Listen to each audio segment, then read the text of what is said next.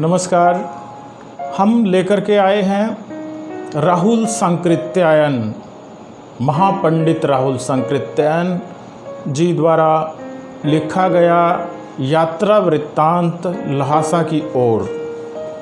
राहुल सांकृत्यायन हिंदी यात्रा वृत्तांत के पितामह कहे जाते हैं। उन्होंने देश दुनिया के अनेक स्थानों की यात्रा करके वहाँ की संस्कृति का ज्ञान प्राप्त करके बहुत कुछ लिखा है, जो हमारे साहित्य के अंदर एक धरोहर के रूप में है।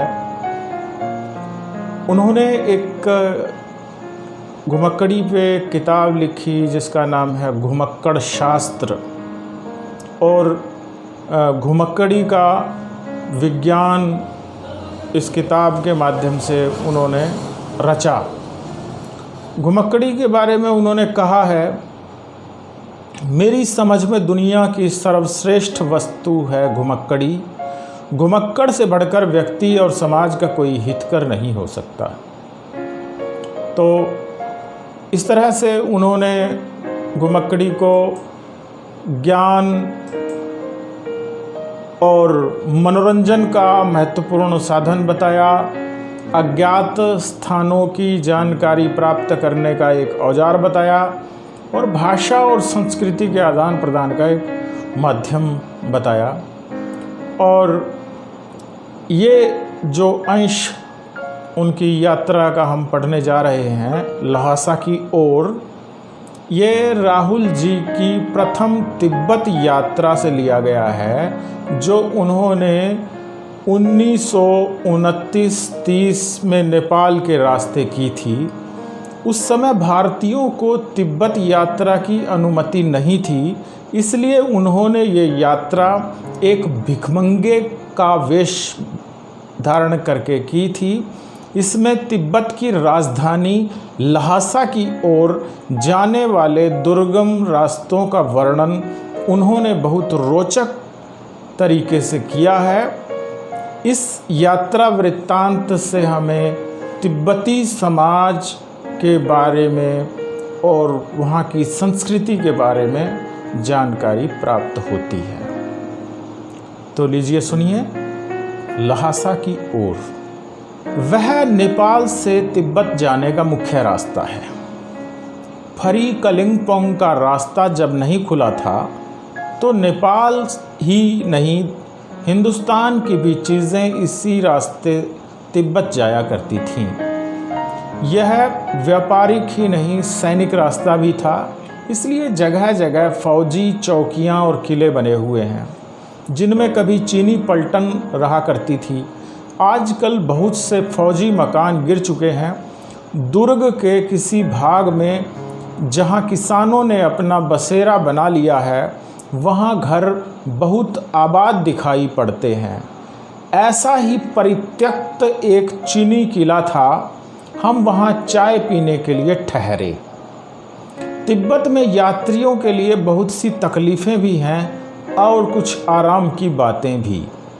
वहाँ जाति पाति छुआछूत का सवाल ही नहीं है, न औरतें पर्दा ही करती हैं। बहुत निम्न श्रेणी के भिखमंगों को लोग चोरी के डर से घर के भीतर नहीं जाने देते, नहीं तो आप बिल्कुल घर के भीतर चले जा सकते हैं। चाहे आप बिल्कुल अपरिचित हों, तब भी घर की बहू या सासू को अपनी झोली में से चाय दे सकते हैं। वह आपके लिए उसे पका देगी। मक्खन और सोडा नमक दे दीजिए, वह चाय चोंगी में कूट कर उसे दूध वाली चाय के रंग की बना के मिट्टी के टोटीदार बर्तन, जिसे खोटी कहा जाता है, में रख के आपको दे देगी।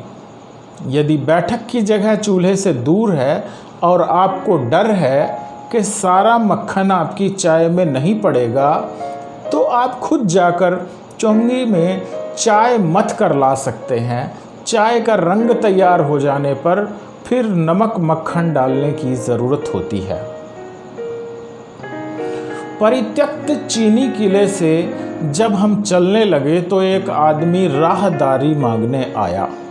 हमने वह दोनों चिटें उसे दे दी।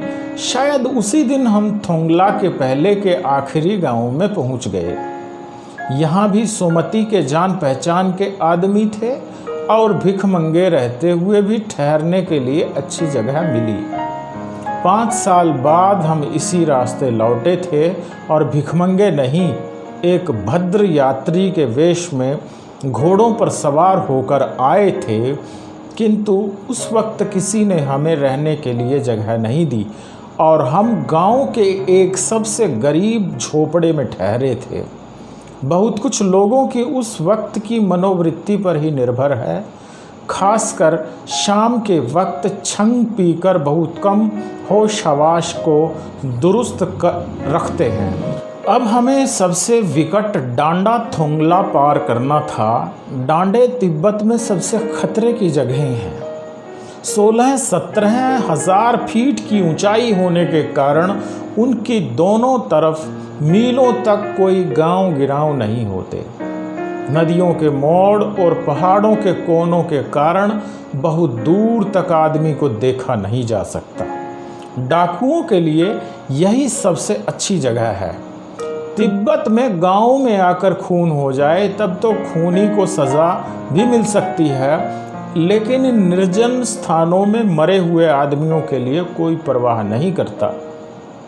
सरकार खुफिया विभाग और पुलिस पर उतना खर्च नहीं करती और वहाँ गवाह भी तो कोई नहीं मिल सकता। डकैत पहले आदमी को मार डालते हैं, उसके बाद देखते हैं कि कुछ पैसा है कि नहीं। हथियार का कानून न रहने के कारण यहाँ लाठी की तरह लोग पिस्तौल बंदूक लिए फिरते हैं। डाकू यदि जान से न मारे तो खुद उसे अपने प्राणों का खतरा है। गांव में हमें मालूम हुआ कि पिछले ही साल थोंगला के पास खून हो गया। शायद खून की हम उतनी परवाह नहीं करते क्योंकि हम भिखमंगे थे और जहाँ कहीं वैसी सूरत देखते टोपी उतार, जीभ निकाल, कुची कुची, दया दया, 1 पैसा कहते भीख मांगने लगते। लेकिन पहाड़ की ऊंची चढ़ाई थी, पीठ पर सामान लादकर कैसे चलते और अगला पड़ाव 16-17 मील से कम नहीं था। मैंने सुमति से कहा कि यहाँ से लंकोर तक के लिए 2 घोड़े कर लो, सामान भी रख लेंगे और चढ़े चलेंगे। दूसरे दिन हम घोड़ों पर सवार होकर ऊपर की ओर चले। डांडे से पहले एक जगह चाय पी और दोपहर के वक्त डांडे के ऊपर जा पहुँचे। हम समुद्र तल से 17-18 हज़ार फीट ऊंचे खड़े थे। हमारी दक्षिण तरफ पूरब से पश्चिम की ओर हिमालय के हज़ारों श्वेत शिखर चले गए थे। भीटे की ओर देखने वाले पहाड़ बिल्कुल नंगे थे, न वहाँ बर्फ़ की सफ़ेदी थी न किसी तरह की हरियाली। उत्तर की तरफ बहुत कम बर्फ़ वाली चोटियाँ दिखाई पड़ती थीं। सर्वोच्च स्थान पर डांडे के देवता का स्थान था, जो पत्थरों के ढेर, जानवरों की सींगों और रंग बिरंगे कपड़े की झंडियों से सजाया गया था।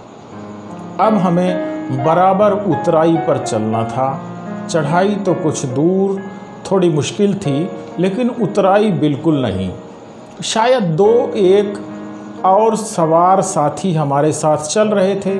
मेरा घोड़ा कुछ धीमे चलने लगा। मैंने समझा कि चढ़ाई की थकावट के कारण ऐसा कर रहा है और उसे मारना नहीं चाहता था। धीरे धीरे वह बहुत पिछड़ गया और मैं डोंकी वक्स्तों की तरह अपने घोड़े पर झूमता हुआ चला जा रहा था। जान नहीं पड़ता था कि घोड़ा आगे जा रहा है या पीछे। जब मैं जोर देने लगता तो वह और सुस्त पड़ जाता। एक जगह 2 रास्ते फूट रहे थे। मैं बाएं रास्ता ले 1.5 मील चला गया। आगे एक घर में पूछने से पता लगा कि लंकोर का रास्ता दाहिने वाला था। फिर लौटकर उसी को पकड़ा। 4-5 बजे के करीब मैं गांव से मील भर पर था तो सुमति इंतज़ार करते हुए मिले। मंगोलों का मुंह वैसे ही लाल होता है और अब तो वह पूरे गुस्से में थे।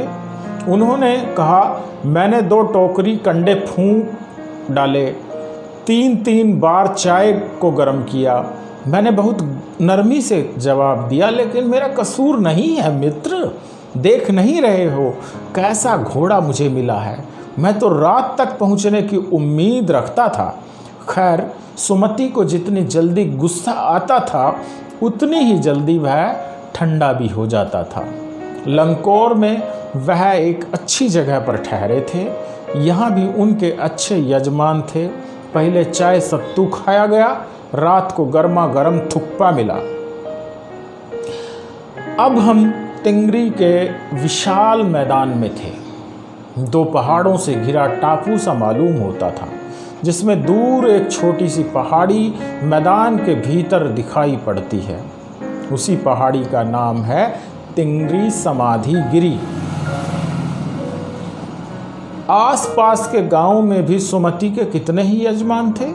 कपड़े की पतली पतली चिरी बत्तियों के डंडे खत्म नहीं हो सकते थे, क्योंकि बोध गया से लाए कपड़े के ख़त्म हो जाने पर किसी कपड़े से बोध गया का गंडा बना लेते थे। वह अपने यजमानों के पास जाना चाहते थे। मैंने सोचा, ये तो हफ्ता भर उधर ही लगा देंगे। मैंने उनसे कहा कि जिस गांव में ठहरना हो उसमें भले ही गंडे बांट दो, मगर आसपास के गांव में मत जाओ। इसके लिए मैं तुम्हें लहासा पहुंचकर रुपए दे दूंगा। सुमति ने स्वीकार किया। दूसरे दिन हमने भरिया ढूंढने की कोशिश की, लेकिन कोई न मिला। सवेरे ही चल दिए होते तो अच्छा था, लेकिन अब 10-11 बजे की तेज़ धूप में चलना पड़ रहा था। तिब्बत की धूप भी बहुत कड़ी मालूम होती है। यद्यपि थोड़े से भी मोटे कपड़े से सिर को ढांक लें तो गर्मी खत्म हो जाती है। आप 2 बजे सूरज की ओर मुंह करके चल रहे हैं, ललाट धूप से जल रहा है और पीछे का कंधा बर्फ हो रहा है। फिर हमने पीठ पर अपनी अपनी चीज़ें लादी, डंडा हाथ में लिया और चल पड़े। यद्यपि सुमति के परिचित तिंगरी में भी थे, लेकिन वह एक यजमान से मिलना चाहते थे, इसलिए आदमी मिलने का बहाना कर शेखर विहार की ओर चलने के लिए कहा। तिब्बत की ज़मीन बहुत अधिक छोटे बड़े जागीरदारों में बटी है। इन जागीरों का बहुत ज़्यादा हिस्सा मठों विहारों के हाथ में है। अपनी अपनी जागीर में हर एक जागीरदार कुछ खेती खुद भी कराता है। इसके लिए मजूर बेगार में मिल जाते हैं। खेती का इंतज़ाम देखने के लिए वहाँ कोई भिक्षु भेजा जाता है, जो जागीर के आदमियों के लिए राजा से कम नहीं होता। शेखर की खेती के मुखिया भिक्षु, जिसे नमसे कहते हैं, बड़े भद्र पुरुष थे। वह बहुत प्रेम से मिले। हालांकि उस वक्त मेरा भेष ऐसा नहीं था कि उन्हें कुछ भी ख्याल करना चाहिए था। यहाँ एक अच्छा मंदिर था जिसमें कंजुर बुद्ध वचन अनुवाद की हस्तलिखित 103 पोथियाँ रखी हुई थीं। मेरा आसन भी वहीं लगा। वह बड़े मोटे कागज़ पर अच्छे अक्षरों में लिखी हुई थीं। एक एक पोथी 15-15 शेर से कम नहीं रही होगी। सुमति ने फिर आसपास अपने यजमानों के पास जाने के बारे में पूछा। मैं पुस्तकों के भीतर था, इसलिए मैंने उन्हें जाने के लिए कह दिया। दूसरे दिन वह गए। मैंने समझा था 2-3 दिन लगेंगे, लेकिन वह उसी दिन दोपहर चले आए। तिंगरी गांव वहाँ से बहुत दूर नहीं था। हमने अपना अपना सामान पीठ पर उठाया और भिक्षु नमसे से विदाई लेकर चल पड़े। तो यह था यात्रा वृत्तांत लहासा की ओर, जिसके रचनाकार हैं राहुल संकृत्यायन। धन्यवाद।